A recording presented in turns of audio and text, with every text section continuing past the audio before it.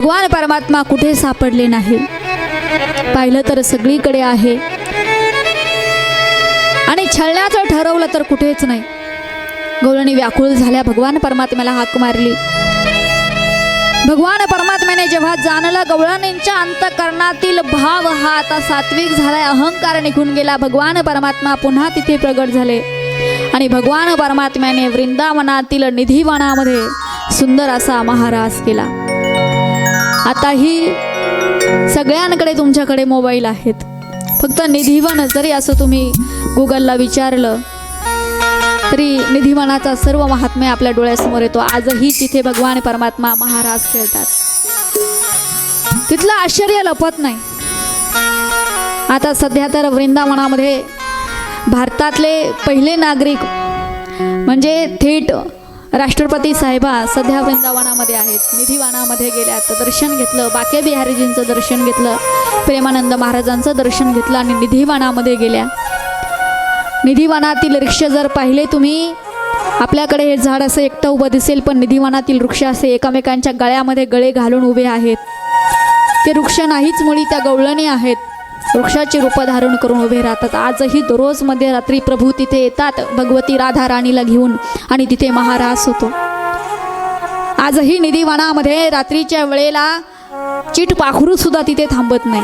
तुम्ही माणसाला बाहेर जा बाहेर जा बाहेर म्हणू शकता, पण माकडांना पशु पक्ष्यांना कसे तुम्ही हाकलणार, पण कुणी तिथं थांबू शकत नाही। तिथला जो महल आहे त्यांचा श्रृंगार महल, बाहेरून असे मोठाले 5 कुलपं लावून पंडितजी निघून जातात। पहाटेच्या वेळेला जाऊन पाहिलं तर आज कुलपं आपोआप गळून पडलेले असतात। आजही प्रसाद खाल्लेला असतो, शय्या विखुरलेली असते, पान खाल्लेलं असतं।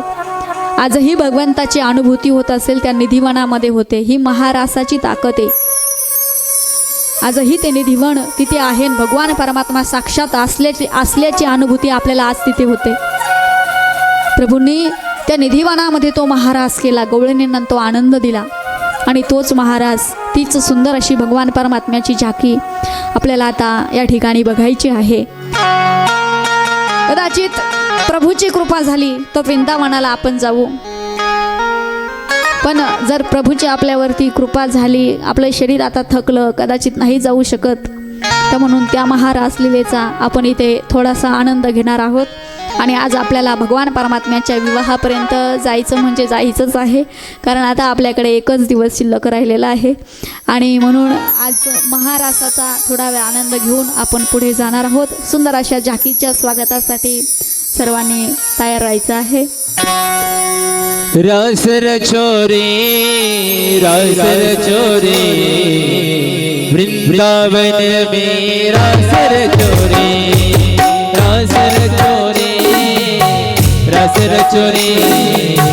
वृंदावन में रासर चोरे।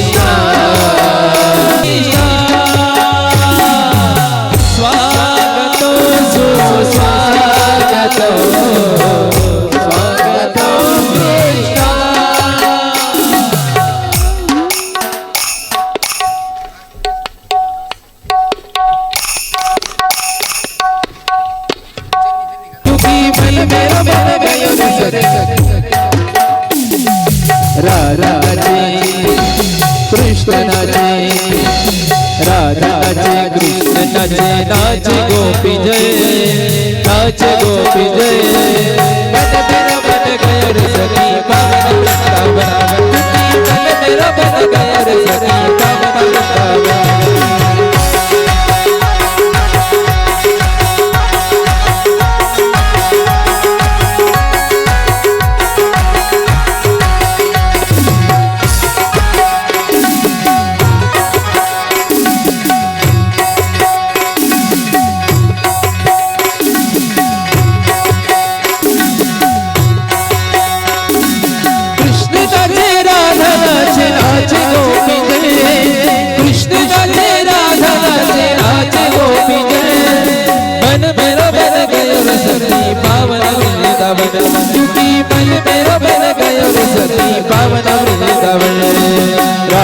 नाचे कृष्ण नाचे राधा नाचे कृष्ण नाचे नाच गोपी जय नाच गोपी जय मन मेरा बन गया रे सखी पवन वृंदावन की मन मेरा बन गया रे सखी पवन वृंदावन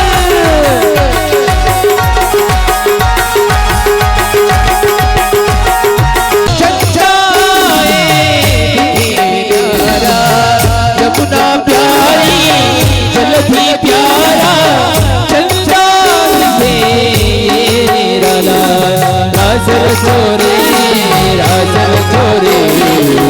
यमुना तीर राजर छोरे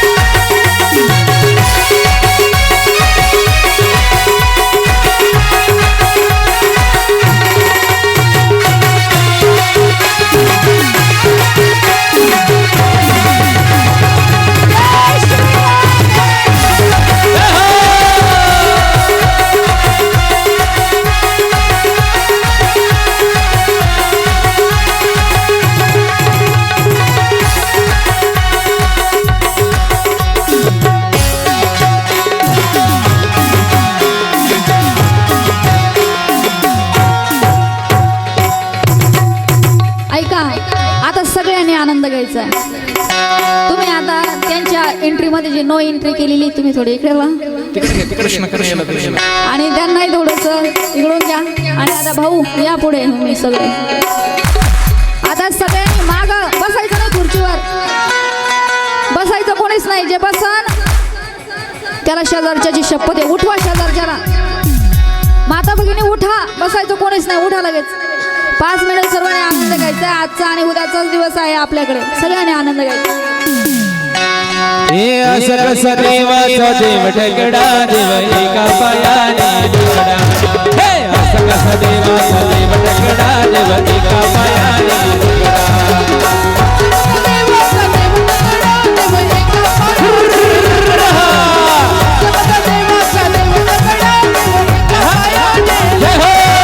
देवाचा देव ढगडा देव एका पायाने ढगडा असं कसं देवाचा देव ढगडा देव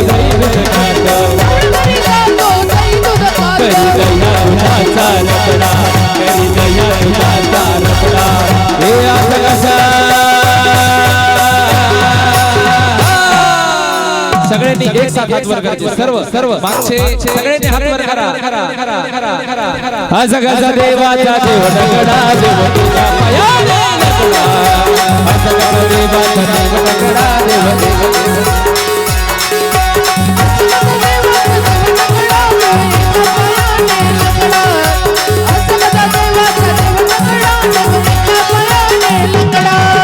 वाळवंटी जातो कीर्तन करीतो वाळवंटी जातो वाळवंटी जातो कीर्तन करीतो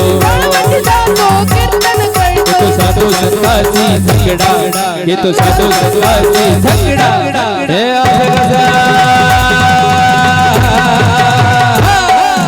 आज कसा देवाचा देव ढगडा देव एका पायाने ढगडा असं कसा देवाचा देव ढगडा देव एका पायाने ढगडा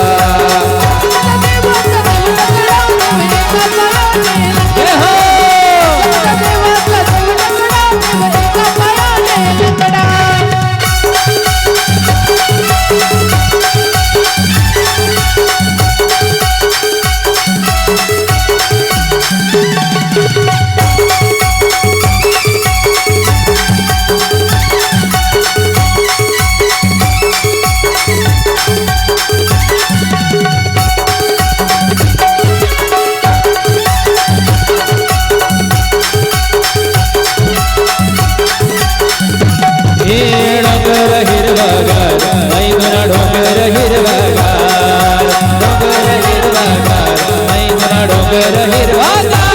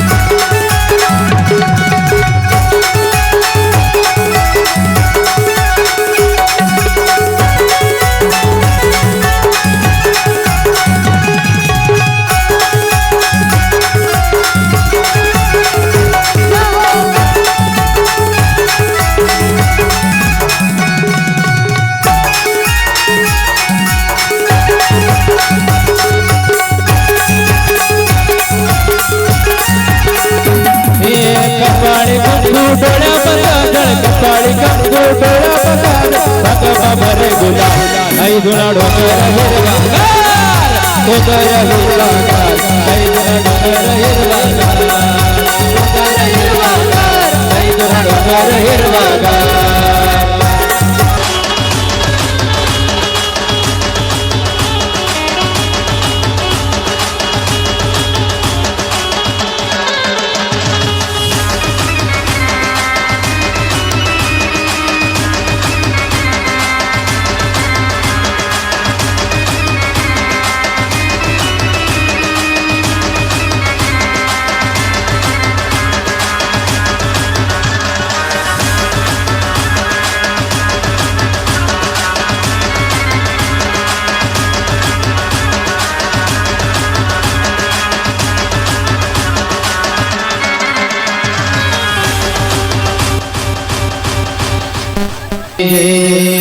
राधा राधा सरकार की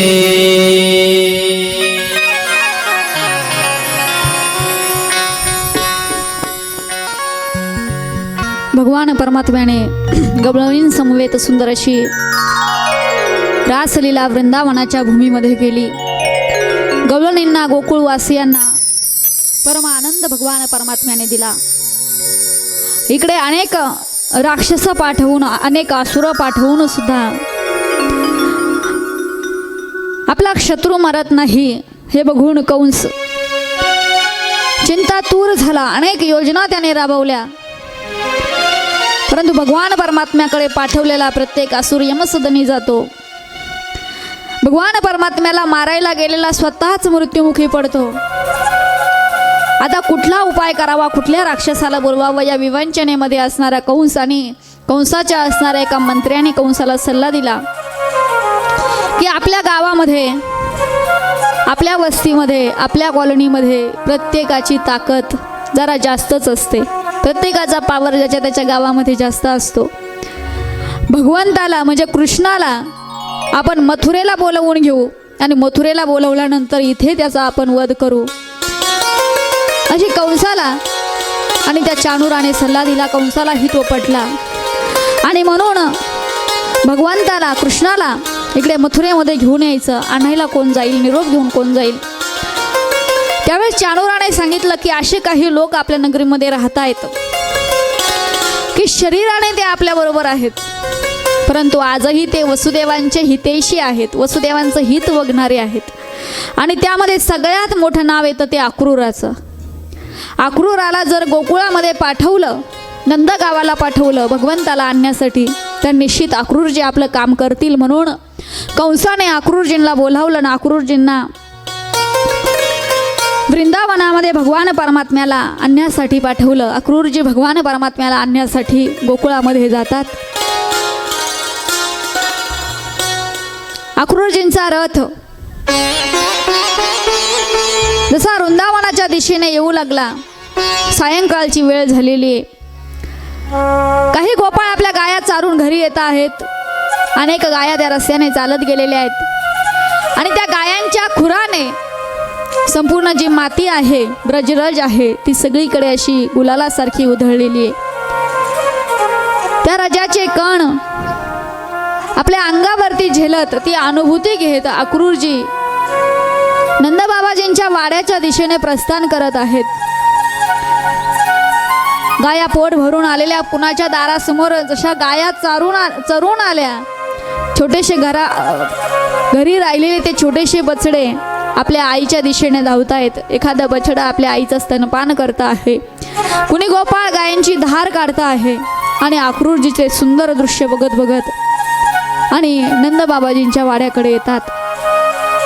ज्या वेळेला नंदबाबाजींनी नुकत्याच चारून आलेल्या गायांची धार काढायला सुरुवात केली होती, अक्रूरजी येत आहेत. आपला रथ नंदबाबाजींच्या द्वारामध्ये उभा करतायत आणि अक्रूरजींनी जसा महलामध्ये प्रवेश केला, भगवान परमात्मा आणि बळराम दादा त्या ठिकाणी गाय धुण्याचं काम करत आहेत.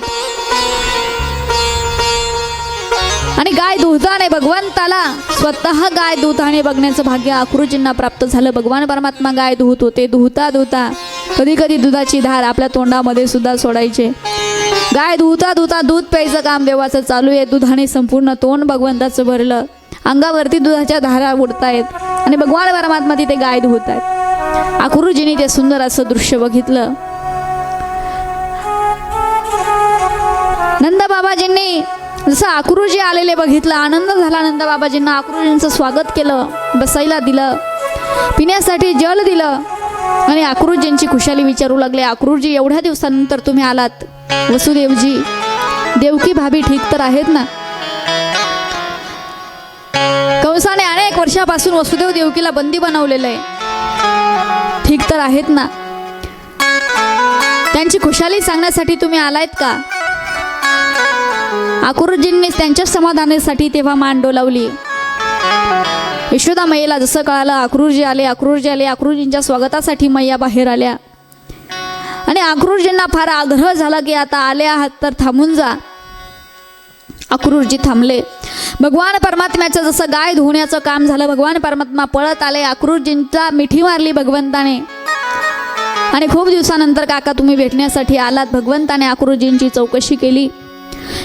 रात्र झाली, भोजन झालं आणि अक्रूरजींच्या काळजावरती आता मोठा दगडाचा भार जसा मनुष्याला होतो तसा अक्रूरजींच्या हृदयावरती आता मोठा दडपण आलं, मोठा भार आला. कारण आता अक्रूरजींना ते कार्य करायचंय, जे कार्य करण्यासाठी खास त्यांची नियुक्ती झालेली आहे. आज त्यांना यशोदा मैयेपासून, नंद बाबाजींपासून त्यांचा पुत्र घेऊन जायचा आहे मथुरेला. नंद बाबाजीला यशोदा मैयेला आज ते सत्यापासून अवगत करायचंय की ज्याचा तुम्ही 11.5 वर्ष सांभाळ केला, ज्याच्यावर पुत्रव्रत प्रेम केलं, त्या कृष्णाला घेऊन जाण्यासाठी मी आलो. कारण आज त्याच्या खऱ्या आईकडे, त्याच्या खऱ्या पिताश्रीकडे, त्याच्या खऱ्या नगरीमध्ये मथुरेला त्याला घेऊन जायचंय. अक्रूरजींचा चिंतातूर चेहरा पाहिला आणि नंद बाबाजींनी त्यांच्या चेहऱ्यावरचे भाव हेरले. आज अक्रूरजींचं येणं हे सहज नाही. आज अक्रूरजींचं येणं हे भेटायला येणं नाही. आज अक्रूरजी असं कुठलं तरी काम करण्यासाठी आले ज्याचं दुःख आधीच त्यांच्या चेहऱ्यावरती दिसतं आहे. नंद बाबाजी अक्रूरजींसमोर येऊन बसले. अक्रूरजींना विचारतात, अक्रूरजी, अशी कोणती गोष्ट आहे की जी तुम्हाला मला बोलायची आहे पण तुमची हिंमत होत नाही? असं काय आहे जे तुम्हाला आम्हाला सांगायचंय, त्यासाठी तुम्हाला एवढा विचार करावा लागतो? आपण फार जुने मित्र आहोत, एकमेकाशी सगळं संगनमत करणारे मित्र आहोत आणि आज तुम्हाला एवढा विचार करावा लागतो. अक्रूरजी बोला. यशोदा मैया काळजीने दरवाजामध्ये उभ्या आहेत. भगवान परमात्म्याला अगोदरच कल्पना आहे आता काय होणार आहे. भगवान परमात्मा बलदाऊ भैया आपल्या कक्षामध्ये गेले खरे, पण सगळं चित्त भगवंताचं यशोदा मैयेकडे, नंद बाबाजींकडे आहे. मैयाने जर हिला कळालं असं मी देव आहे, मी परमेश्वर आहे, मी हिचा पुत्र नाही, तर हिने मला उखळाला बांधलं नसतं. हिला जर माहीत असतं मी हिचा पुत्र नाही तर माती खाल्ली म्हणून हिने मला छडीने मारलं नसतं. हिला जर कळालं असतं मी हिचा पुत्र नाही तर मी दया दुधाचे मडके फोडल्यानंतर हिने मला शिक्षा केली नसती, हिने मला गाया चारायला पाठवलं नसतं, माझ्यावर रागवली नसती. आणि माझ्यावर जे खरं प्रेम मैयेने केलं, मी देव आहे हे हिला कळालं असतं तर कदाचित हिने फक्त माझी पूजा केली असती पण माझ्यावरती प्रीती केली नसती. अक्रूरजींच्या चेहऱ्यावरचे भाव न कळण्यासारखे अक्रूरजींनी हात जोडले यशोदा राणी समोर आणि नंद बाबाजींसमोर. आज जे मी तुम्हाला सांगणार आहे, आज जे मी तुम्हाला बोलणार आहे त्याबद्दल मला क्षमा करा. आज तुमचा बहुमूल्य ठेवा, आज तुमचं अनमोल रत्न तुमच्यापासून दूर करण्याचं पाप करण्यासाठी मी आलोय. मथुरेच्या राजाने कंसाने तुमच्या कृष्णाला मथुरेला बोलावलेला आहे. ज्यांचा हा पुत्र आहे त्यांच्या सुटकेसाठी त्याला घेऊन जाण्यासाठी आलोय. अहो अक्रूरजी काय बोलतायत? हा आमचा लल्ला आहे, हा माझा लल्ला आहे, मी जन्म दिलाय त्याला. अक्रूजीच्या डोळ्यातून पाण्याचे थेंब बाहेर आले, अश्रूची धार खाळ दिशी उघळली. पण अक्रूजीने हिंमत बांधली, मैया हा तुझा पुत्र आहे, पण कशावरून? अहो मी जन्म दिला अक्रूजी याला, याचा जन्म झाला मैया तेव्हा तुम्ही जाग्या होत्या, तुम्हाला शुद्ध होती. मैयेने नकारार्थी मान हलवली. याचा जन्म झाला, तुमच्या प्रसूतीसाठी येणारी सुनंदा तिथे हजर होती. मैयेने नकारार्थी मान हलवली. कुणी पाहिलं याने तुमच्या उदरातून जन्म घेतला. मैया हा वसुदेव देवकीचा पुत्र आहे, ज्या वसुदेव देवकीला कारागृहामध्ये बंदिस्त केलंय कंसाने, त्यांचा पुत्र आहे आणि तो नेण्यासाठी मी आलेलो आहे. मला क्षमा करा, पण यांना घेऊन जावं लागेल. दोघांच्या अंतःकरणामध्ये त्यावेळेला ज्या भावना निर्माण झाल्या असतील त्याची कल्पना आपण नाही करू शकत. एवढं निस्वार्थ प्रेम मैयेने लल्लावरती केलं, नंदबाबाजींनी केलं.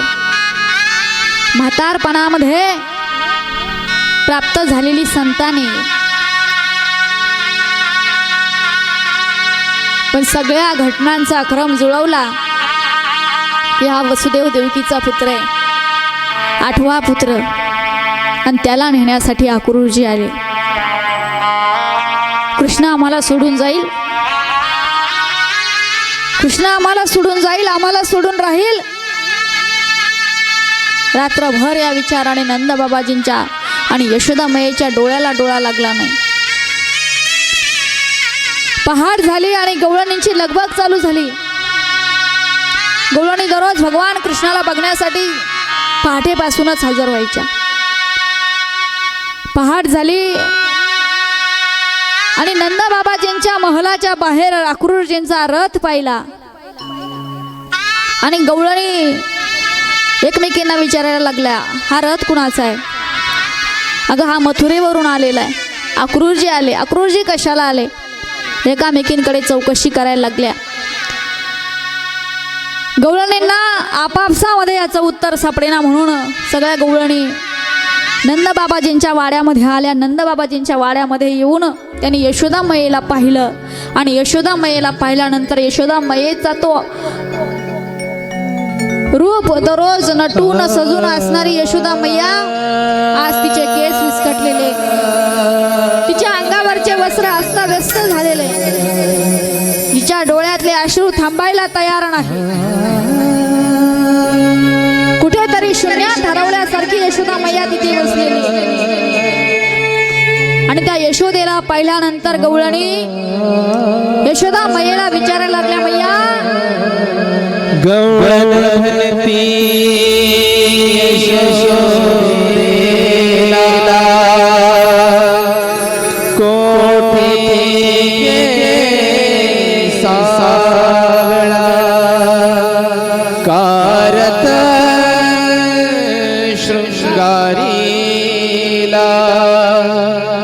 सांगे वो मजला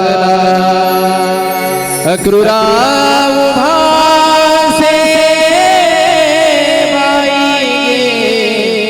सजनी नंदाचे अंगणी नीळा गवळणी या नंदाचे अंगणी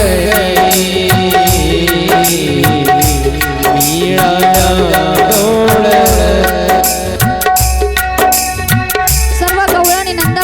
अंगणामध्ये आल्या. यशोदेला विचारू लागल्या, यशोदे हा दारामध्ये जो रथ आहे तो का सजवलाय? दररोज पहाटेच्या वेळी आम्हाला दिसणारा आमचा सावळा कुठे आहे?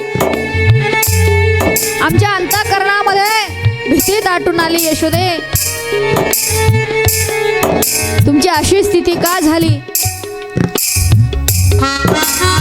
यशोदा मैयेने भरलेल्या डोळ्यांनी गवळणींकडे पाहिलं. या गवळणी आपल्या कान्हावरती इतकं प्रेम करतात, एवढं प्रेम करतात, या गवळणींना जर कळालं की भगवान परमात्मा यांचा लल्ला, यांचा कान्हा यांना सोडून आता मथुरेला जाणारे, काय होईल यांची स्थिती. कंठ दाटून आला आणि यशोदा मैया गवळणींना म्हणायला लागला, गवळणींनो बोले नयनाची पटरानी सजगेत हो बोरी मथुरेसी सत्य पारी जातो गे सजनी विवळ झाले मन वचन ऐकुनी या हृदयाचे अंग मिळाल्या गवळणी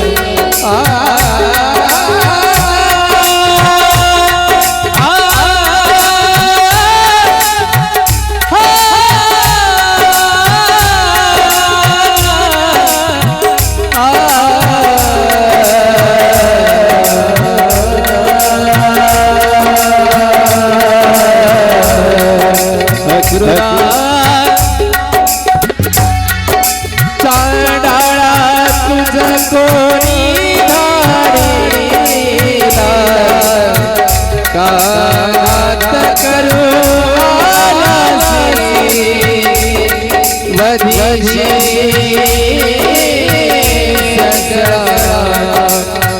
अक्रूरा तुझे नाव तैसीच करणी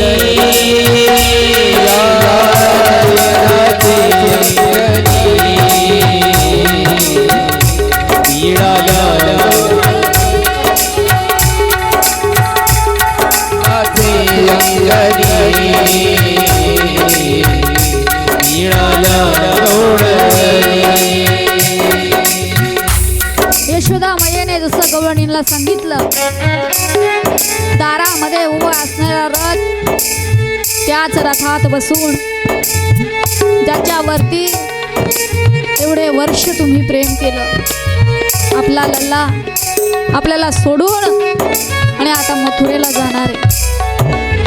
अक्रूरजी ह्या वेळेला इथे आले, भेटण्यासाठी आले नाही, आपल्या लल्लाला आपल्यापासून घेऊन जाण्यासाठी आले. आपल्याला आता सोडून जाईल, अक्रूरजींबरोबर निघून जाईल. अक्रूरजी भगवंताला न्यायला आले आणि भगवंत जाणार आहे हे गवळणींनी ऐकलं आणि गवळणी अक्रूरजींच्या समोर उभ्या राहिल्या. अक्रूरजींना म्हणायला लागले, अक्रूरा चांडाळा, अरे कशाला आला, आमचा प्राण घेण्यासाठी आलास का?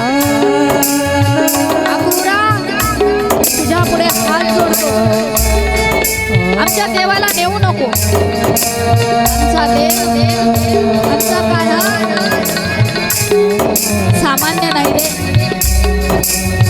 सगळ्या गोकुळवासियांचा प्राण म्हणजे कान्हा. हात जोडतो तुझ्या पुढे, पण भगवंताला नेऊ नको. तुला जर वाटत असेल गोकुळवासियांचे प्राण जाऊ नये तर आम्हाला सगळ्यांना जीवन दान दे. आमच्या सगळ्यांचं जीवन आता तुझ्या हातामध्ये.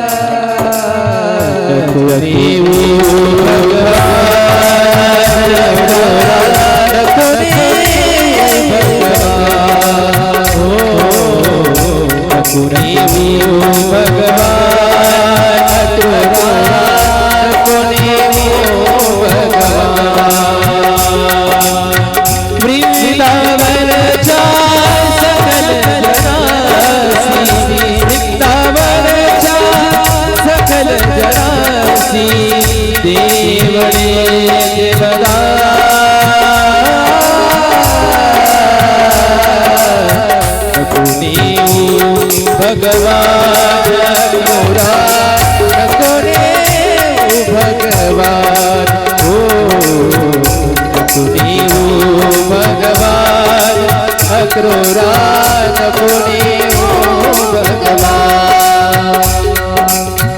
अक्रूरजी भगवंताला घेऊन जाणारे हे ऐकलं गवळणींनी. गवळणी रस्त्यावरती आडव्या झाल्या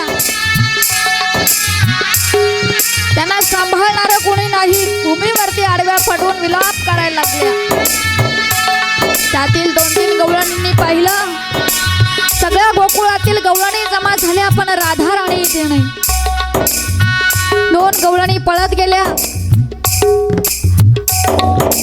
राधा राणी यमुनेच्या किनाऱ्यावरती ज्या ठिकाणी भगवंत त्यांना भेटत होते तिथे बसलेले आहे. यमुनेकडे आपलं मुख केलेलं आहे. गवळणी राधा राणी जवळ जातात. राधा राणी राधा कान्हा वृंदावन सोडून निघाला. कान्हा तुम्हाला भेटला नाही, तुला भेटायला आला नाही. गवळणींनी रस्ता अडवलाय रथाचा. कान्हाला अडवणार नाही. पण राधा राणीमध्ये शुद्ध राहिलेली नव्हती.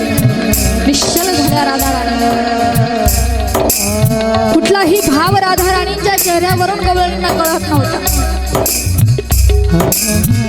गवळणी पुन्हा पळत ज्या ठिकाणी आकुर्डींचा रथ आहे तिथं येतात. बघितलंय गवळणी रस्त्यावरती झोपलाय आणि आकुर्डीला सांगितलं तुला जर भगवंताला न्यायचं असेल तर आमच्यावरून रथ घेऊन जा. अगोदर आमचा प्राण घे आणि मग देवाला घेऊन जा. भगवंताला सांगतायत अरे आम्हाला सोडून निघालास. पण आजही यमुनेच्या किनाऱ्यावर राधा तुझी वाट बघते आहे.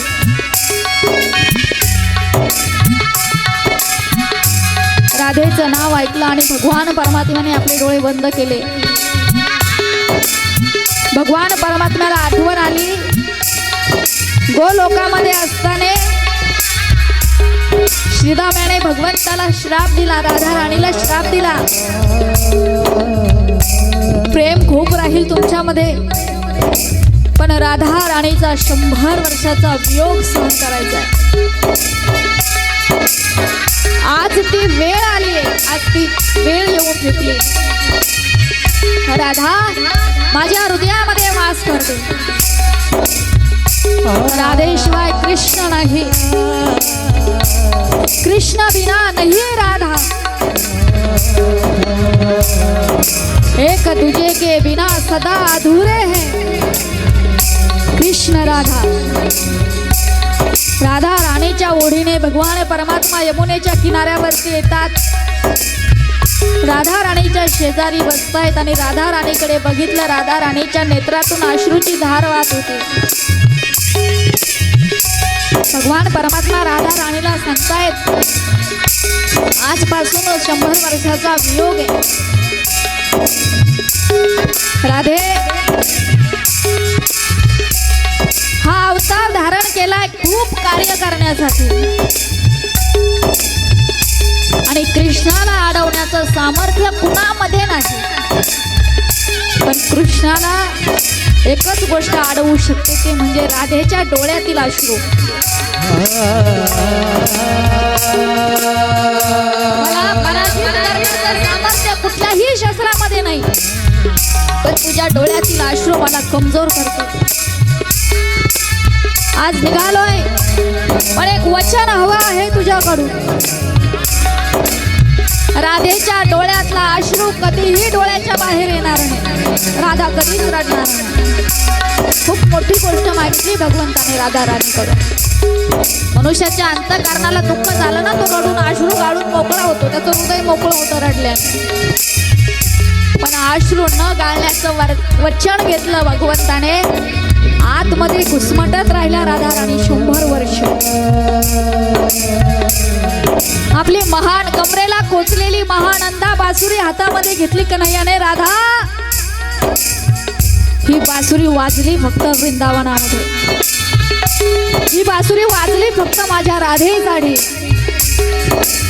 तुला वचन देतो जोपर्यंत तू पुन्हा माझ्या समोर येत नाही तोपर्यंत मी ही बासरी वाजवणार नाही. महानंदेला राधा राणीच्या स्वाधीन केलं भगवान परमात्मा. माझ्या जीवनामध्ये माझ्या कार्यासाठी हजारो स्त्रिया येतील पण माझ्या नावापुढे नाव लागेल ते फक्त राधेचं.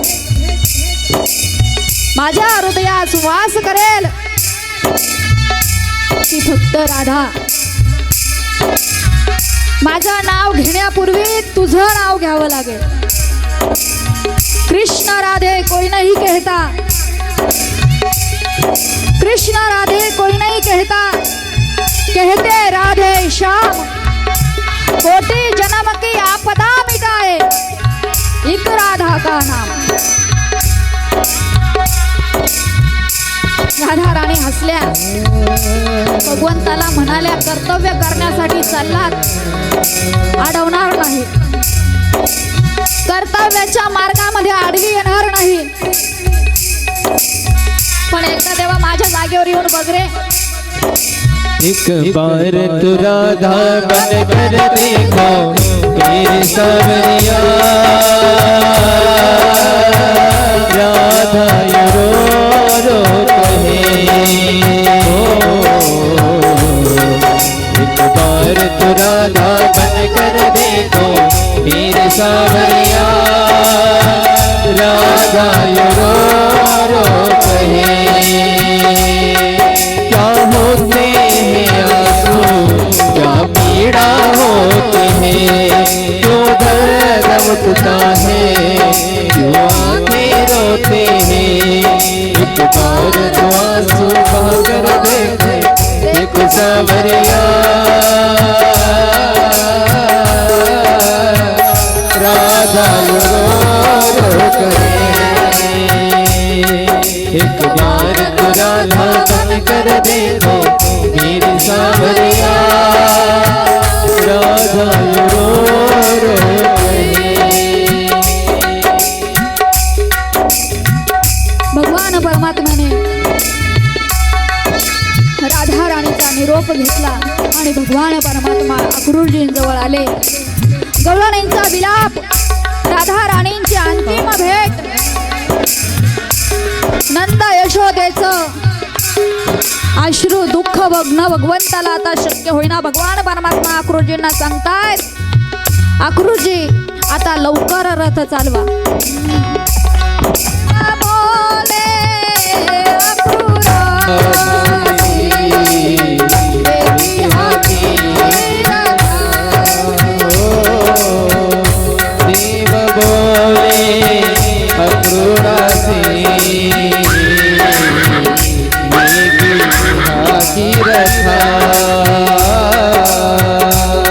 अक्रूरजींना सांगतात, वेगाने रथ हाका. या गवळणींचं दुःख, या गोकुळवासियांचं दुःख आता मला बघवत नाही. नाथ बाबा गोड वर्णन करतात. नाथ बाबा सांगतायत, एका जनार्दनी रथ गेला निघोणी. एका जनार्दनी रथ गेला गेला निघोणी.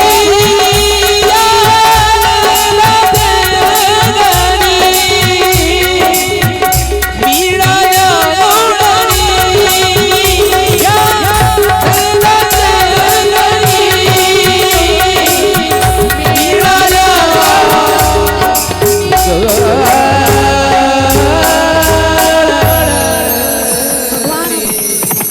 बरोबर मथुरेला निघतायत. रथ निघून गेला. गोकुळवासीय सर्व दुःखामध्ये डुबले. एवढे रडले, एवढे रडले. आजही तुम्ही वृंदावनात जा. बरेच जण तुमच्यापैकी गेलेले आहेत.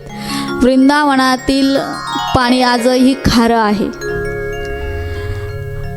वृंदावनाची भूमी जर सोडली बाजूला पाहिलं तर सगळीकडे गोड पाणी आहे. पण वृंदावनातील पाणी खारं आहे. गवळणींच्या अश्रू एवढे त्या भूमीमध्ये खोलवर रुजले की आजही तिथलं पाणी खारं लागतं.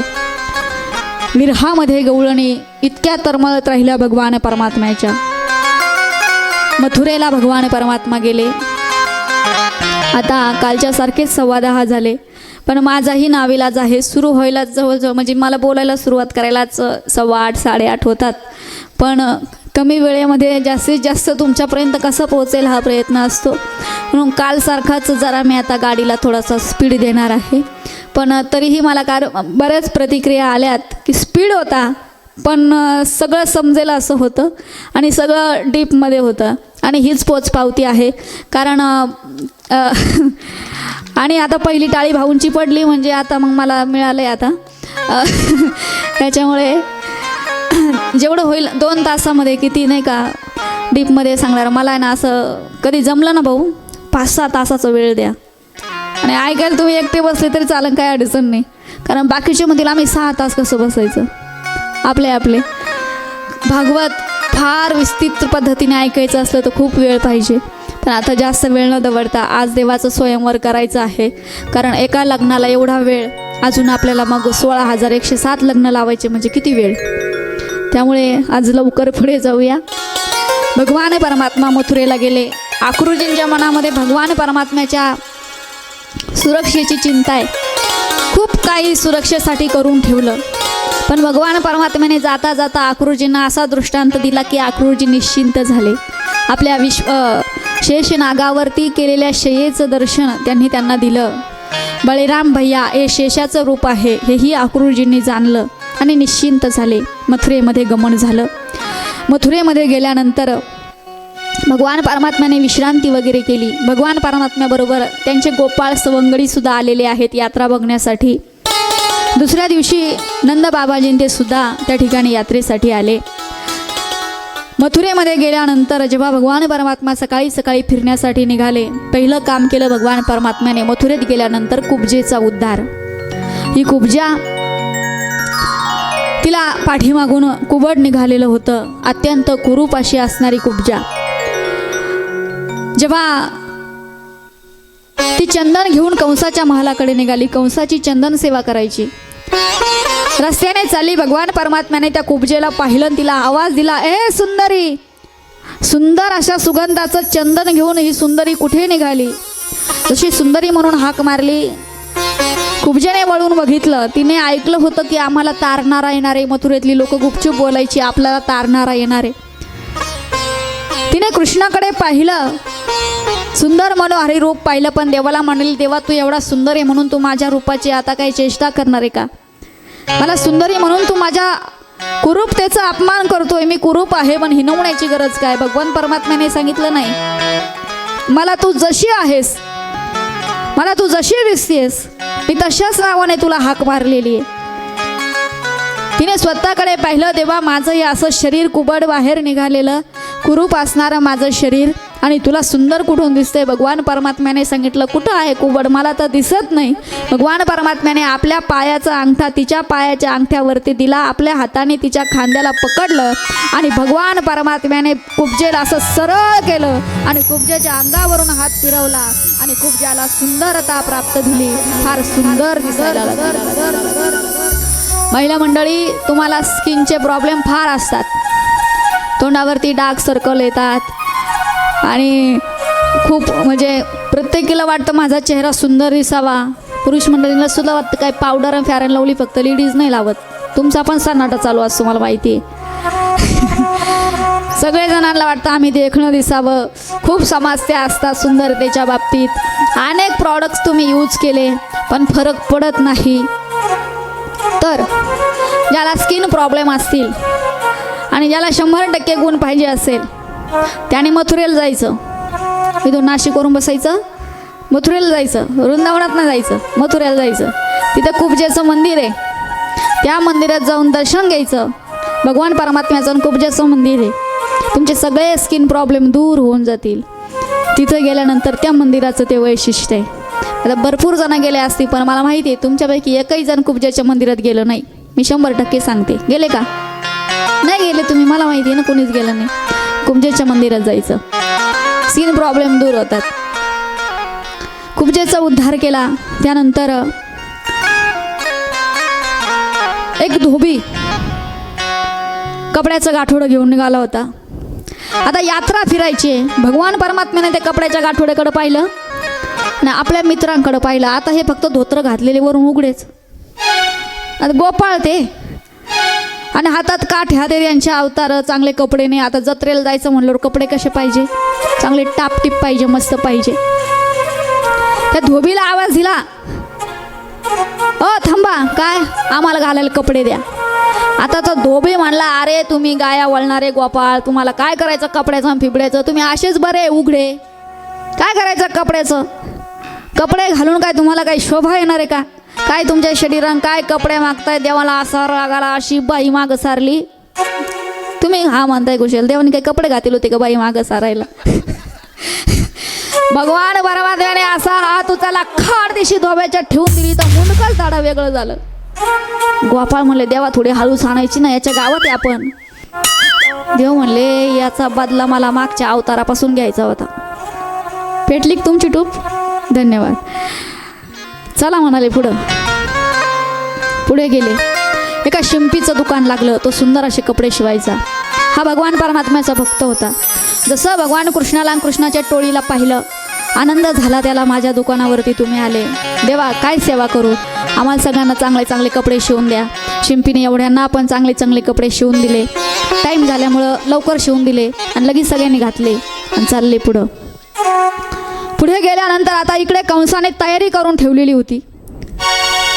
भगवान परमात्म्याला अनेक राक्षस पाठवून त्याच्या नगरीमध्ये तो मेला नाही, म्हणून भगवान परमात्म्याने जसा वेसीच्या आतमध्ये प्रवेश केला, जिथून यात्रा प्रारंभ होत होती, भगवान परमात्म्याच्या दिशेने एक हत्ती, पिसाळलेला हत्ती जोरात येताना दिसला. आणि तो भगवान परमात्म्याला मारणारे, भगवान परमात्म्यावरती धावून येणारे भगवान परमात्म्याने जाणलं, त्या हत्तीचं नाव आहे कुवलया पीड. कुवलया पीड नावाचा हत्ती भगवान परमात्म्यावरती घेऊन आला. भगवान परमात्म्याने त्या हत्तीबरोबर त्या ठिकाणी मल्लयुद्ध करायला सुरुवात केली आणि मल्लयुद्ध करून हत्तीचे त्यांनी दोन्ही दात पकडले आणि दात पकडल्यानंतर गर गर गर हवेमध्ये भिरकावला.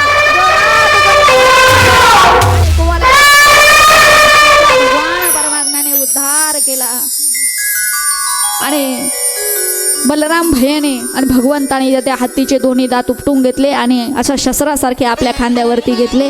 आता थोडं असंच होणार आहे आणि निघाले दोघे जण. पुढे गेल्यानंतर शिवजींचा धनुष्य त्या ठिकाणी यात्रेमध्ये ठेवलेला आहे. भगवान परमात्मा धनुष्य बघण्यासाठी गेले. धनुष्याला प्रचंडता लावली आणि धनुष्य भगवंताने शिवजींचं धनुष्य तिथे तोडून टाकलं. धनुष्याचा भंग झाला. हे जेव्हा कंसाला कळालं, हा शत्रू आता बलाने आपल्या बरोबरीचा आहे, कंसाने जाणलं. भगवान परमात्मा पुढे आले. मोठा कुस्तीच्या आखाड्यासारखा आखाडा कंसाने निर्मित केलेला होता. संपूर्ण मथुरा वासीय त्या जागेमध्ये बसतील आणि समोर चाललेलं मल्लयुद्ध बघतील, ही सगळी व्यवस्था कंसाने करून ठेवली. त्या ठिकाणी मोठे मोठे बलदंड पहिलवान आधीच येऊन हजर होते. त्यामध्ये चाणूर, मुष्टिक, आणखी बलवान योद्धे कंसाने अगोदरच बोलावून ठेवलेले होते. या आखाड्यामध्ये जसा भगवान परमात्म्याने बलदाऊ भयाने प्रवेश केला, लोक बघायला लागले. जाकी रही भावना जैसी, प्रभू मूरत जशी ज्याची भावना आहे त्याला भगवंत तसे दिसायला लागले. तरुण स्त्रियांना त्यामध्ये आपला प्रियतम दिसू लागला. बालगोपाळांना त्यांच्यामध्ये आपला मित्र दिसू लागला. कंस चाणूरादी राक्षसांना त्यांच्यामध्ये आपला प्रतिस्पर्धी दिसायला लागला आणि कंसाला त्यांच्यामध्ये आपला काळ दिसायला लागला. जशी अंतःकरणात भाव झालं. चाणूराबरोबर युद्ध करणारे भगवान कृष्ण आहेत आणि मुष्टिकाबरोबर लढणारे बलराम भैया आहेत. कुणीही मागे हटायला तयार नाही. दिसायला दोघे जरी छोटे दिसत असले तरी सर्व शक्तिमान आहेत. बलराम भैयांचं तेज सुद्धा अलौकिक आहे आणि भगवंताच्या बलाचं तर काय वर्णन करतात. कंसाचे सर्व सैनिक, सर्व मथुरावासी, गोकुळातून यात्रा बघण्यासाठी आलेले नंद बाबा, सर्व गोपाळ श्वास रोखून युद्ध बघतायत. कंसाच्या क्रूरतेने आज सीमा गाठली. एवढ्या छोट्याशा बालकांशी लढण्यासाठी पाठवलं आणि बघता बघता चाणूर मुष्टिक भगवान बलरामावर धावून येत आहेत. भगवान परमात्मा बलराम भैया त्यांच्यावरती धावून जात आहेत. भगवान परमात्म्याने जय विजयाला जो श्राप मिळाला त्यातील राक्षसांचा दुसरा अवतार म्हणजे कंस आणि चाणूर आहे आणि म्हणून चाणूराचा वध भगवान परमात्म्याच्या हाताने होणार आहे. भगवान परमात्म्याने जोराने चाणूरावरती प्रहार केला आणि चाणूराला तिथे जमिनीवर करून टाकला आणि चाणूर मृत्युमुखी पडला. भगवान परमात्मा कवड्यावरती थांबले नाही. भगवान परमात्म्याच्या अंगाला घाम आला, आघाड्यातील माती भगवान परमात्म्याच्या अंगाला चिटकली आणि भगवान परमात्म्याचे कुरळे असणारे केस अस्ताव्यस्त झाले आणि ते भगवान परमात्म्याचं स्वरूप सिंहासनावर उच्च ठिकाणी बसलेला कंस बघायला लागला. भगवान परमात्मा कंसाच्या सिंहासनाच्या दिशेने पळत येऊ लागले. जसे जसे भगवान परमात्मा सिंहासनाच्या जवळ येत आहेत तसं तसं कंसाचं हृदय भीतीने धडधड करायला लागलं.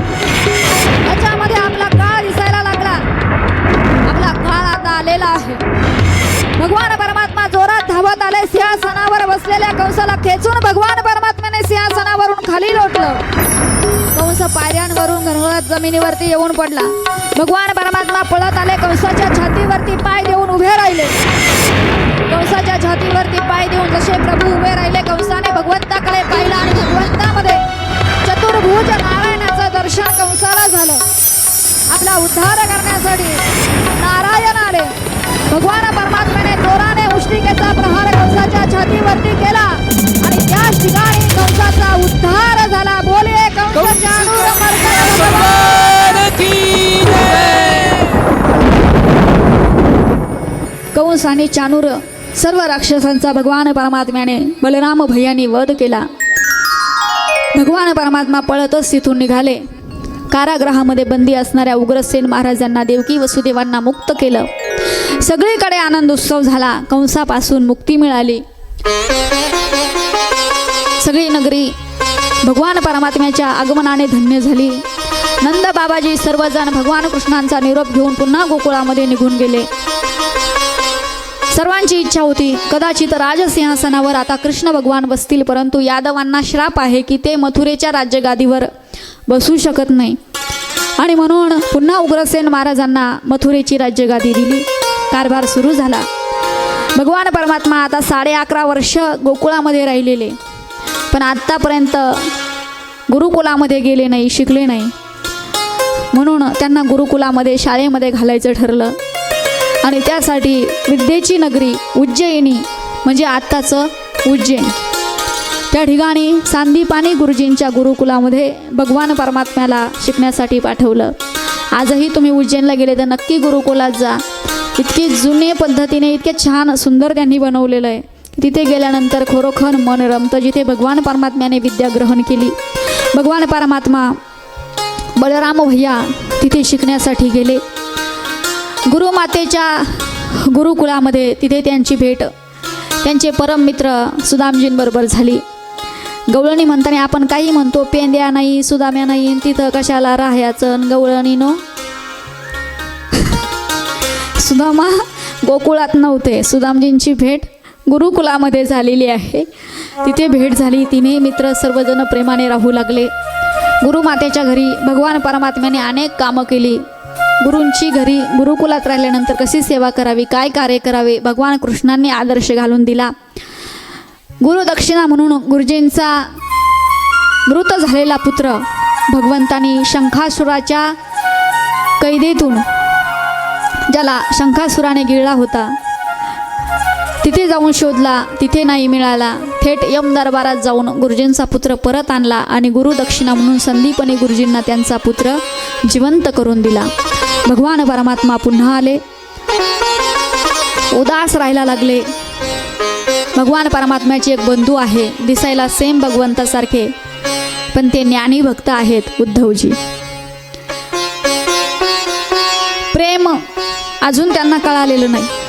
ज्ञानाला श्रेष्ठ मानणारे म्हणून त्यांना प्रेम कळावं, त्यांनी प्रेम शिकावं यासाठी भगवान परमात्म्याने एक पत्र लिहिलं आणि उद्धवजींकडे दिलं आणि सांगितलं जा गोकुळात आणि गवळणींना हे पत्र नेऊन द्या. उद्धवजी गोकुळामध्ये आले. पत्र घेऊनच विचारायला लागले की नंद बाबाजींचं घर कुठं आहे, राधा राणी कुठं आहे. चौकशी चालू असताना गवळणींनी विचारलं तुमच्या हातात काय.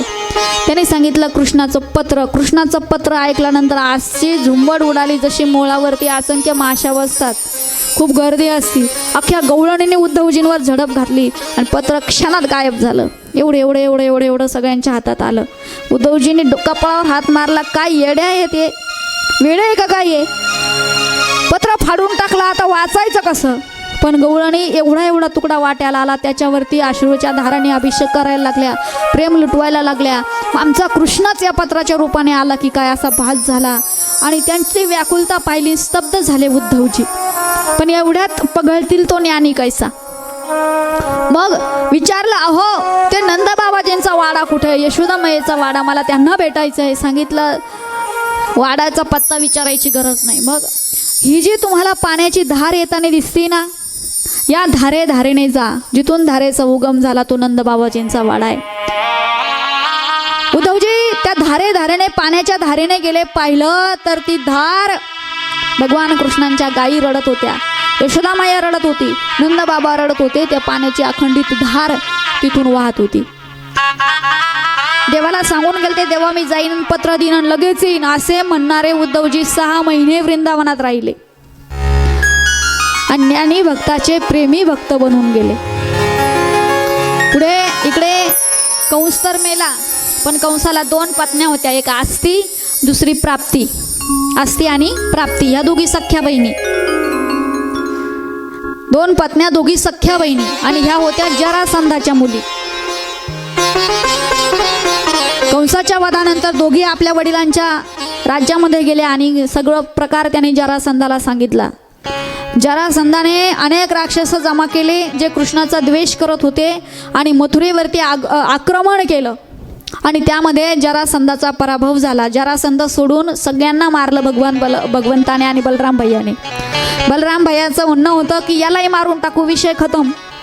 कृष्ण म्हणाले नाही, याला आपण मारू शकत नाही. पहिली गोष्ट, याचा मृत्यू आपल्या दोघांच्या हातून नाही. दुसरी गोष्ट, आपला अवतार झालाय असुरांचा नाश करण्यासाठी आणि असुर जर चालून आपल्या दरवाज्यात येत असले तर आपण त्यांना शोधायला बाहेर जायचं कशाला. याला जिवंत सोडलं, हा जाईल, परत असुर गोळा करील, परत घेऊन येईल. त्याने आणले का आपण मारायचे, तो परत जाईल, परत घेऊन येईल, परत आणले का परत मारायचे. असं करता करता भगवान परमात्म्याच्या म्हणण्यानुसार 17 वेळेस आक्रमण केलं जरासंधाने मथुरेवरती. मथुरेतील लोकांची जी वृत्ती आहे, जे चित्त आहे ते आता विचलित झालं. सतत आक्रमणं व्हायला लागली. काल यवनासारख्या राक्षसाला घेऊन मथुरेवरती चालून आला. 17व्या वेळेस चालून आल्यानंतर भगवान परमात्म्याने त्याला हुलकावणी दिली. मुचुकंदांद्वारे काल यवनाचा उद्धार केला आणि आता भगवंताने ठरवलं आता मथुरेमध्ये राहायचं नाही.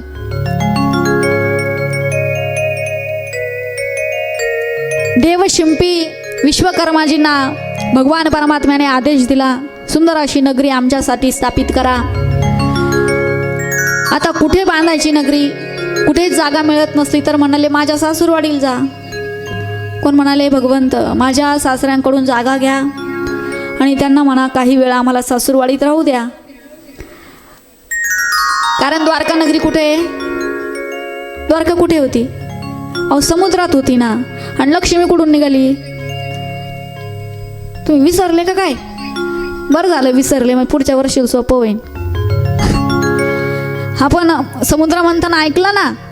आणि लक्ष्मी कुठून निघाली, समुद्रातून. म्हणजे समुद्र काय झाला, भगवान परमात्म्याचा सासरा झाला. आणि मग द्वारका कुठे बांधली, सासूरवाडीत नाही बांधली, मग कुठं बांधली. तुम्ही माझ्याकडे असे बघायला लागले जसं काय, म्हणजे घाबरले ना मी. तर एवढा जीव आहे माझा.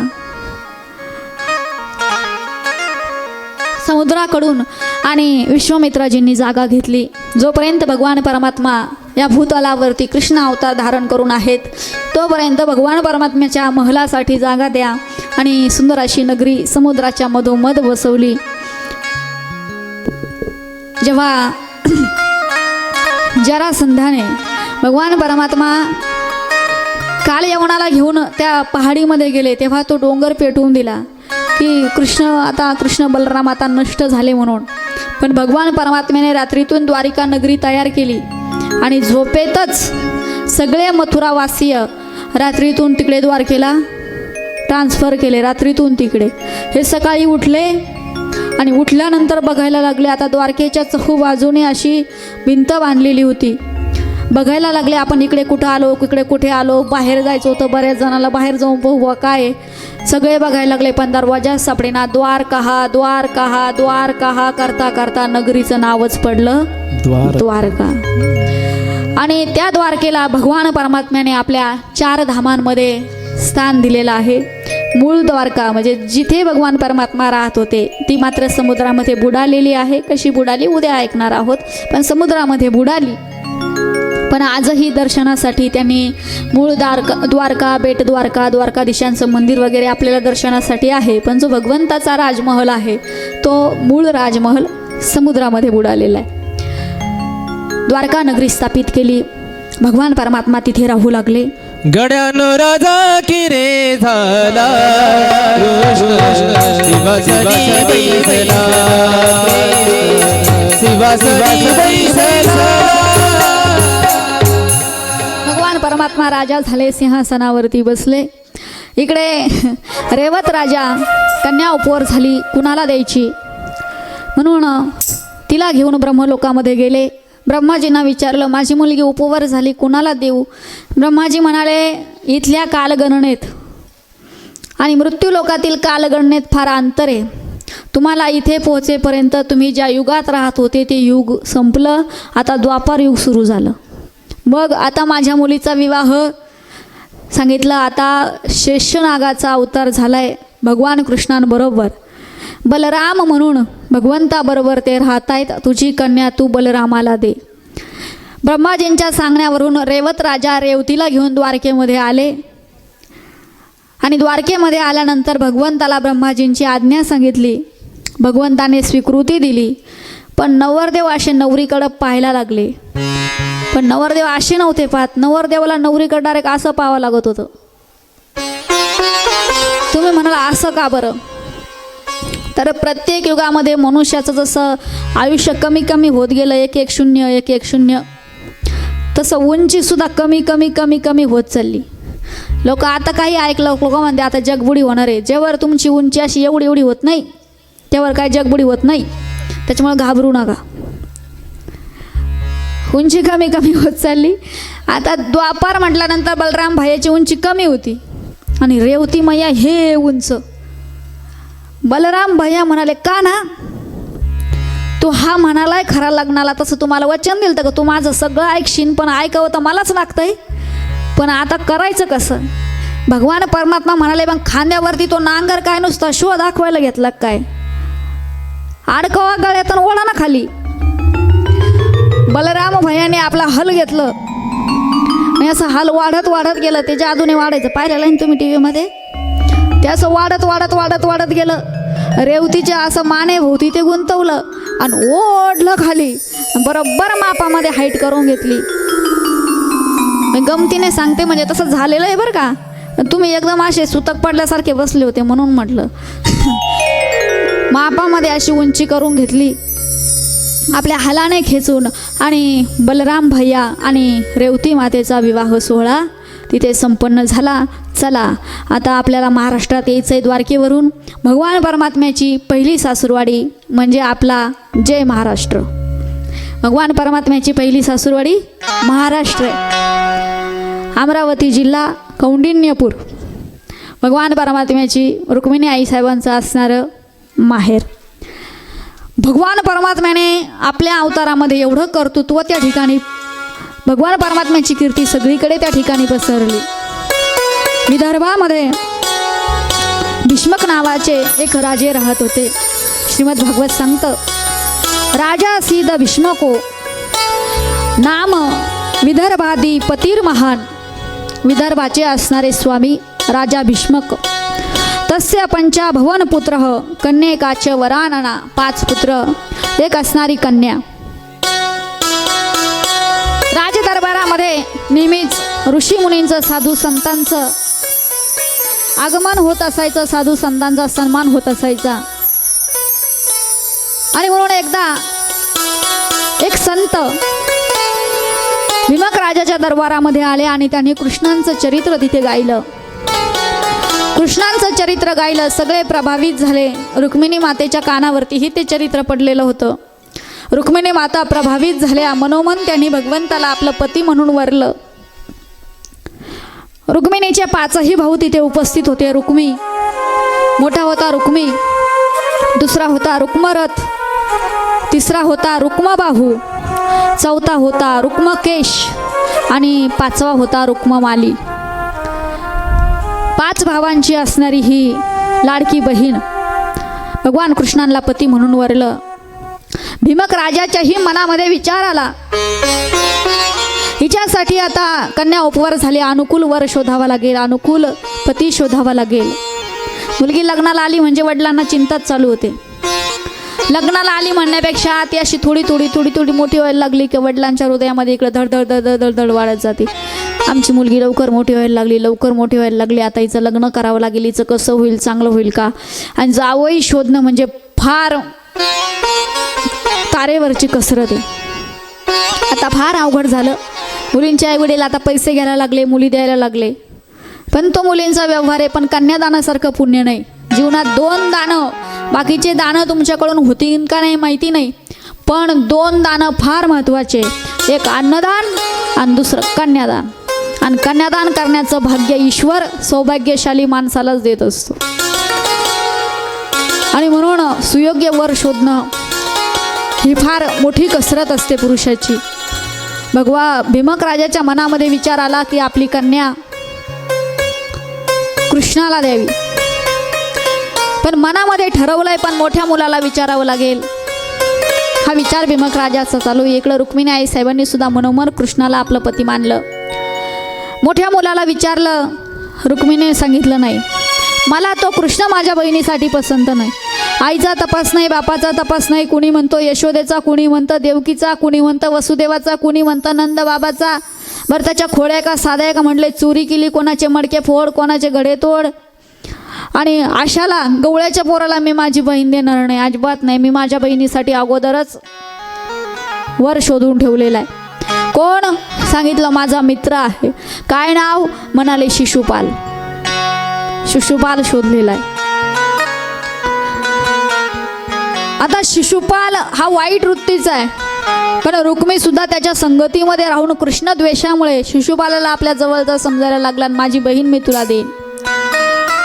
रुक्मिणी मातेला जसं कळालं, रुक्मिणी मातेने निश्चय केला, श्रीकृष्ण नवरा मी नवरी, शिशुपाल नवरा मी नवरी. म्हणजे कृष्ण नवरा तर मी त्यांची नवरी, शिशुपाल नवरा मी नवरी. मी त्याला वरणार नाही. आणि म्हणून भगवान परमात्म्यापर्यंत आपला निरोप पोचवायचा आहे. रुक्मिणी मातेने पत्र लिहिलं भगवंतासाठी. पहिलं प्रेमपत्र रुक्मिणी मातेंचं भगवान कृष्णांसाठी. त्याच पत्राचा आमच्या नाथबाबांनी एका ग्रंथामध्ये रूपांतर केलं. रुक्मिणी स्वयंवर नावाचा ग्रंथ. ज्यांचे लग्न जमायला अडचण येत असेल त्यांनी रुक्मिणी स्वयंवर ग्रंथाचं पारायण करायचं. विधियुक्त त्या पुस्तकामध्ये ग्रंथामध्ये सगळा विधी आहे. पारायण केलं की कृष्णासारखा पती प्राप्त होतो. पत्र लिहिलं, सुदैव ब्राह्मणाकडे ते पत्र दिलं आणि त्यांना पत्र घेऊन द्वारकेला पाठवलं. भगवान परमात्मा द्वारकेमध्ये आपला राज्य कारभार बघतायत. ब्राह्मण बुवा पोहोचल्यानंतर पत्र त्यांनी दाखवलं. भगवान कृष्णांनी पत्र वाचलं आणि लगेच रथ घेऊन निघाले. कुणालाही काही सांगितलं नाही. परंतु बलराम भैयाने हा एकटाच गेलाय म्हणून सर्व काही सेना सोबत घेतली. बलराम भैया सुद्धा निघाले. इकडे कुलाच्या रीतीप्रमाणे रुक्मिणी मातेच्या कुलाची परंपरा आहे की कन्येने सर्व शृंगार झाल्यानंतर देवी मातेच्या दर्शनाला जायचं. पत्रामध्ये अगोदरच तसं लिहून ठेवलं होतं. देवी मातेच्या दर्शनासाठी गेल्या. देवी मातेला नमन केलं, हे पार्वती माता, हे जगदंबा माता, जसं भगवान शंकरांना पती म्हणून प्राप्त करून घेतलंस तसं मला सुद्धा माझ्या मनानुसार अनुरूप वर मिळू दे प्रार्थना केली. भगवान परमात्मा आले आणि मंदिरातून रुक्मिणी मातेचं हरण करून रुक्मिणी मातेला घेऊन निघाले. रुक्मीला जशी ही बातमी कळाली, रुक्मी सुद्धा भगवान परमात्म्याला अडवण्यासाठी निघाला. रुक्मिणीला घेऊन येईल नाहीतर परत येणार नाही. अडवलं युद्ध झालं भगवान परमात्म्याचं आणि रुक्मी त्या युद्धामध्ये हारला. परत तो कौंडिण्यपुरात आला नाही, तिकडंच त्याने राज्य स्थापित केलं. इकडे भगवान परमात्माने रुक्मिणी मातेला घेऊन गेले, परंतु गंधर्व पद्धतीने भगवान परमात्म्याने हरण केलं आहे. म्हणून वसुदेव, देवकी, भीमक राजा सर्वांनी थाटामाटामध्ये भगवान परमात्म्याचा आणि रुक्मिणी आईसाहेबांचा विवाह सोहळा संपन्न करून दिला. आपण सर्वजणसुद्धा आता त्या भगवान परमात्म्याच्या विवाह सोहळ्याचे साक्षी होणार आहोत. सर्वांनी आता भगवान परमात्म्याच्या विवाहासाठी सज्ज व्हायचं आहे. अक्षता असतील किंवा फुलाच्या पाकळ्या असतील सगळ्यांना वाटून द्यायच्या आहेत. थोड्याच वेळामध्ये भगवान परमात्म्याचा विवाह सोहळा संपन्न होणार आहे.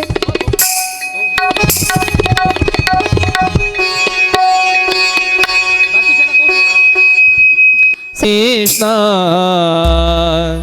सुस्वागत कृष्णा स्वागत लीला स्वागत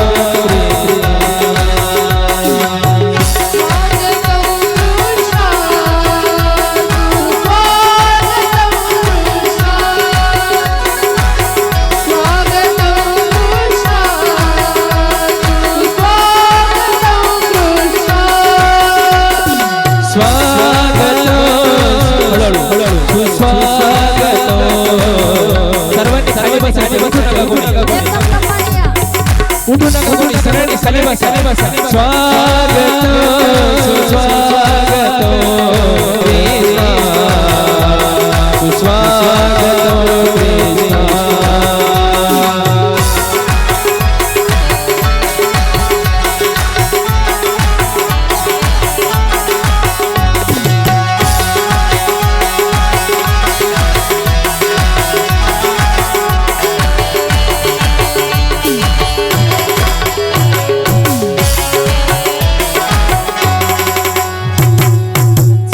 भगवान परमात्म्याचा रुक्मिणी आईसाहेबांचा विवाह सोहळा या ठिकाणी संपन्न होणार आहे. चला, काल सांगितल्याप्रमाणे कोणी कपाट, शोकेश, वॉशिंग मशीन आणले असेल तर तिथं कोपऱ्यात मांडून द्या. आणि चला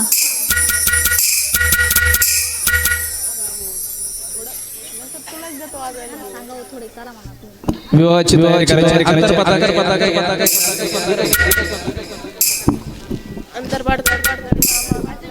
चला, अंतरपाठ धरण्यासाठी दोघ जण चला स्टेजवर. मुलीचे मामा, मुलाचे मामा, चला लवकर.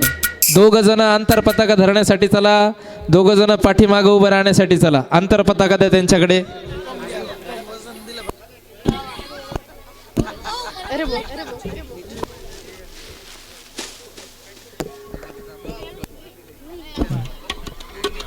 सगळ्यांना वाटलेल्या अक्षता तुम्ही अगोदरच टाकून दिलेले आहे का?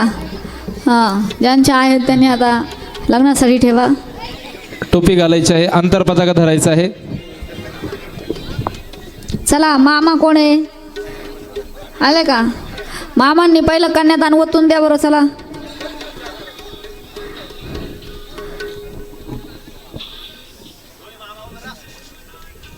अंतरपताका धरायसाठी दोघ जण चला. दोघ जण या. इनको अंतरपताका देतो. जा जा जा जा दोघ जण जावर. टोपी घाला.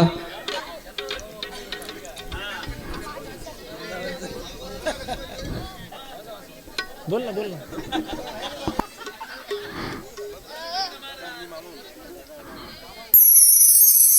विवाहाची पूर्ण तयारी झालेली आहे. अक्षता पोहोचल्या का? नाही, तुम्हाला पोहोचल्या होत्या अक्षता, पण तुम्ही नाही पोहोचल्या. पाकळ्या पाठीमागे पाकळ्या जाऊ द्या थोड्या अक्षता फुलाच्या. ज्यांना पोहोचल्या नसतील त्याला अक्षता द्या. पाठीमागे महिला मंडळींकडे जा. करायची का सुरुवात? नक्की मागच्यांचा आवाज निघा ना. करायची का? इकडं पुरुष मंडळी, करायची सुरुवात? फायनल झालं ना? देण्या घेण्याचं सगळं ठरेल आहे ना? नंतर सुरुवात चालणार. करा सुरुवात. एक मिनिट.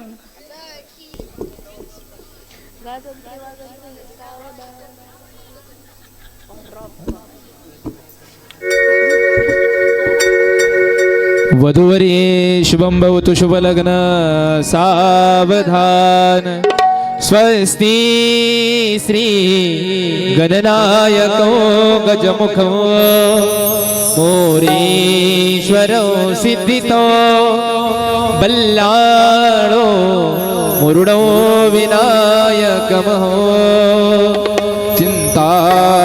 चिंतामणिस्तेवरो लेल्याद्रि गिरिजात्मको सुवरधो विघ्नेश्वरो ओझरो ग्रामो राजनसो सीता गणपती कुर्या सदा मंगलो शुभ मंगल सावधान देवाचा तो देव गणपती आला पुढारी पहा सोन्याचा दिवस तुम्हा उगवू देवे महान घेतला जन्म शहानो कुणी क्षत्रिय वंशावळी आता एक मागणे गजमुखा कुर्या सदा मंगलो शुभ मंगल सावधान राजा बे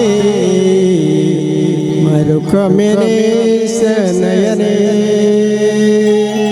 देखो निया चिंता करे ये कन्या सगुन वरान पवरा कवना सिम्या दे जे आता कविचार श्री कृष्ण नवरा त्यासी समा हो मने रोग में पो प्रवडेल त्यासी पुसने कुरिया सदा मंगलम गलम शुभ मंगल वधूवर्यो शुभमंगल सावधान या कुंदेंदु तुषार हार धवला या शुभ्रवस्त्रारुता या वीणावरदण्डमणमणित करा या श्वेत पद्मासन या ब्रह्माच्युत शंकर प्रभृति दैवै सदा वंदिता सा मां पातु सरस्वती भगवती निशेष जाड्यापहा वधूवर्यो शुभं भवतु शुभ लग्न सावधान गंगा सिंधु सरस्वती च यमुना गोदावरी नर्मदा कावेरी शरयो महेंद्र तनया शर्मान्वती वेदिका क्षिप्रावेत्रवती महासुर नदी ख्याता गया गंडकी पूर्णा पूर्ण जले समुद्र सरिता कुर्या सदा मंगल शुभ लग्न सावधान तदेव लग्न सुजनो तदेव ताराबलो चन्द्रबलो तदेव विद्याबलो दैवबलो तदेव लक्ष्मीपते ते मनसा स्मरावे.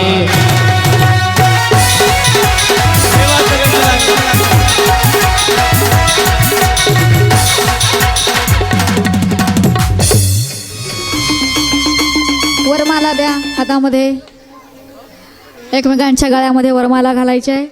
आणि आता तुम्ही आपल्यासारख्यांच्या वराती खूप गाजवल्या असतील, खूप नाचल्या असतील, पण आज तुम्हाला भाग्य आलं भाऊंमुळे देवाच्या वरातीत नाचण्याचं. आणि भाऊ आता तुम्ही काय करायचं राहिलं नेमकं? गायक झाले, आता मंगलाष्टक म्हणायला लागले, कशाला आमच्या गरिबांच्या पोटावर पाय देते बरं तुम्ही?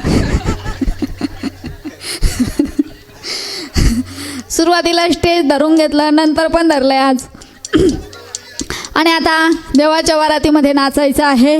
आणि अजिबात कंजूसी करायची नाही. आज शेवटचा दिवस आहे तुमचा नाचायचा. उद्या आपल्या विरहाचा दिवस आहे आणि उद्या आमचा इथे शेवटचा दिवस आहे, म्हणजे कायमचा शेवटचा नाही पण कथेचा. आणि त्याच्यामुळे आज भरपूर आनंद घ्यायचा. आणि जरा आज उदारता दाखवा. सगळ्यांनी आहेर केल्याशिवाय गेट बंद करून घ्यायचे आता. ज्यांना कोणाला आहेर करायचे आहेत, आता भांडे कुंडे सुनमुखाला काही आणलं नाही तुम्ही करून, गळ्यातलं वगैरे काढून द्या, मी ते पण घेते, तशी काही अडचण नाही. आणि जे गेटच्या बाहेर ते मध्ये आहे एकदा आधी, तिकडून पळून जातील ते बाहेर. नवनाथ भाऊ असतील तिथं, त्यांनी बाहेरच्या सगळ्यांना आतमध्ये घेऊन यायचंय इकडं नाचायला देवाच्या वरातीमध्ये. सुंदर सगळ्यांनी आता आनंद घ्यायचा आहे भगवंताच्या वरातीचा. आता जोवर तुम्ही थकत नाही त्यावर चालू राहील. आणि मग आपल्याला आरती पण घ्यायची आहे. आज जरा उशीर झाला पण चालतं एखाद्या दिवशी. चला हां, हो मंगलम भगवान विष्णू म्हणाव. हार घालायला मंगलम भगवान विष्णु मंगलम गरुडध्वजा मंगलम पुंडरीकाक्ष मंगलम तनो हरे. पुंडरीक वरदारी विठ्ठल श्री ज्ञानदेव तुकाराम पंढरीनाथ भगवान की. आपापल्या जागेवर आता उठून उभं राहायचं आहे आणि आनंद घ्यायचा आहे.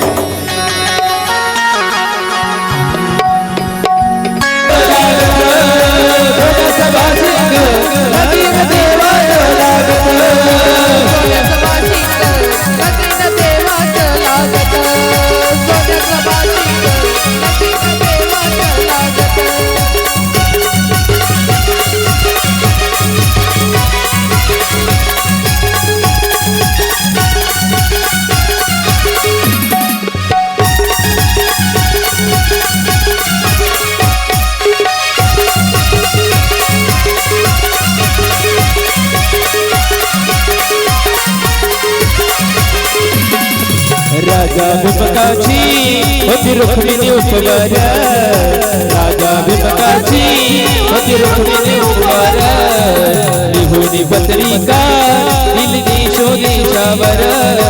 लिहुनी पत्रिका दिली देशोदेशावर.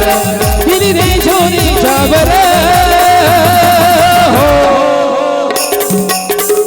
पाठीमागचे पाठीमागचे तुम्हाला आनंद नाही झाला का देवाचा लग्नाचा? हातवर एक साथ हातवर केल्याशिवाय गाणं पुढे जाणार नाही. एक साथ शेजारची शपथ. भगवंताच्या लग्नामध्ये नाचायचं आहे. सर्वांचे हातवर, कंजूसी करायची नाही. सोन्याचं भाषिक लगीन देवाचं लागतं.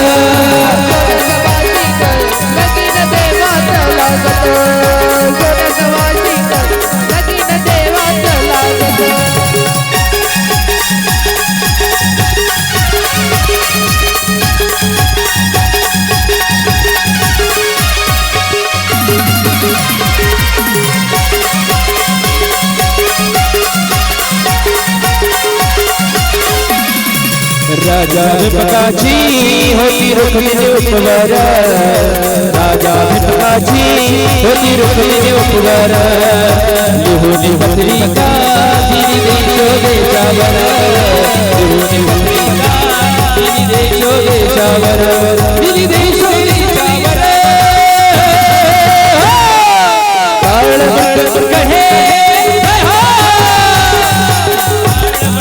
कहे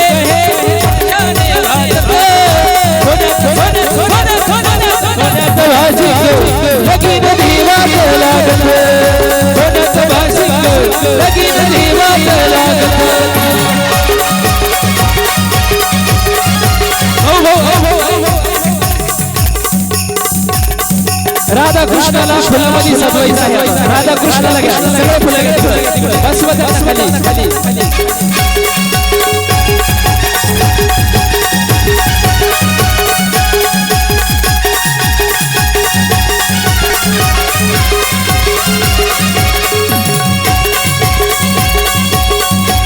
कृष्ण कशाचा लग्नाला रुक्मिणी नवरी नटली कशाचा लग्नाला रुक्मिणी नवरी नटली नवरी नवरी नवरी नवरी नवरी नटली कालबाई सुपारी फुटली नवरी नटली कालबाई सुपारी फुटली नवरी नटली कालबाई सुपारी फुटली नवरी नटली कालबाई सुपारी फुटली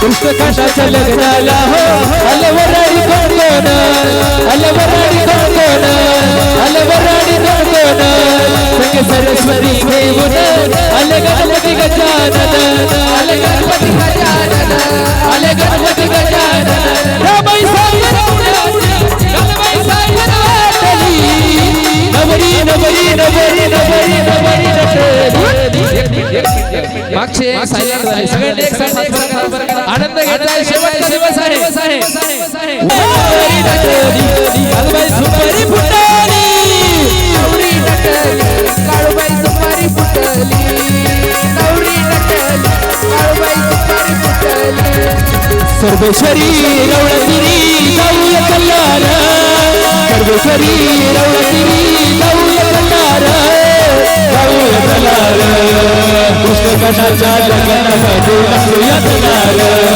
कृष्ण कशाच्या लग्नामध्ये नाचूया कल्लार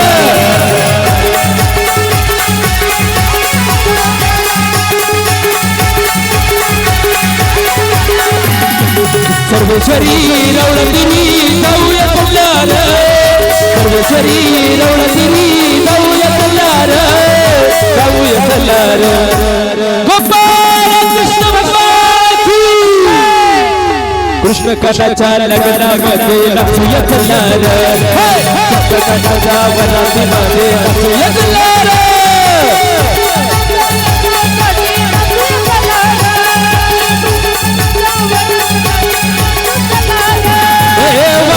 छातीची जगात वैभवशाली वाघाच्या छातीची भोलाच्या छातीची जगात वैभवशाली छत्रपती शिवाजी महाराज की माझ्या राजाची जयंती आली शिवरायाची जयंती आली माझ्या राजाची जयंती आली शिवरायाची जयंती आली जय जय भवानी जय जय शिवाजी जय जय भवानी जय शिवाजी हो वाघाच्या छातीची भोलाच्या छातीची जगात वैभवशाली वाघाच्या छातीची भोलाच्या छातीची जगात वैभवशाली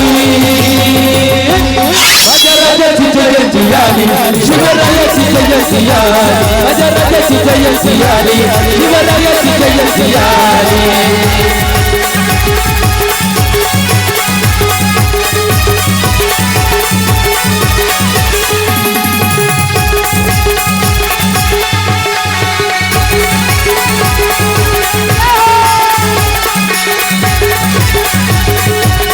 गडानं उठला भगवा सैन्याचा संपले गडानं उठला भगवा सैन्याचा संपले सैन्याचा संपले आला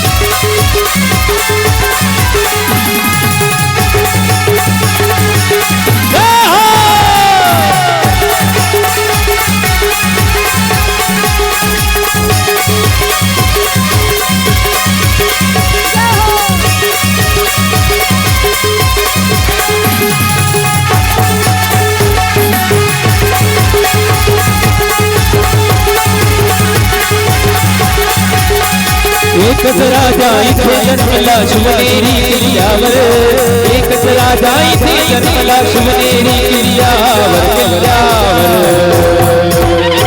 छत्रपती शिवाजी महाराज की संभाजी महाराज की